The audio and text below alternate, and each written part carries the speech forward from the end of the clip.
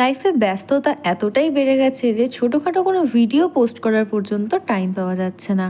তো সামনের উইক থেকেই আমাদের শুরু হয়েছে হসপিটাল ইন্টার্নশিপ, আর সেই যে একটা মহাযুদ্ধ শুরু হয়েছে সে এখন চলবে টানা 15 দিন পর্যন্ত। এবার হয়তো অনেকেই বলবে যে ইন্টার্নশিপ এত শর্ট টাইমে না, অ্যাকচুয়ালি এটা আমাদের ইন্ডাস্ট্রিয়াল ভিজিটের মধ্যে একটা পার্ট আর কি। তো রোজকার মতন আজকেও সকাল সকাল পৌঁছে গেছি হসপিটাল। অ্যাজ সাচ সকালের দিকে খুব একটা আমাদের কাজ থাকে না, আর ওয়েদারটা তো এখন যেন কি একটা চলছে, কখনো বৃষ্টি কখনো রোদ।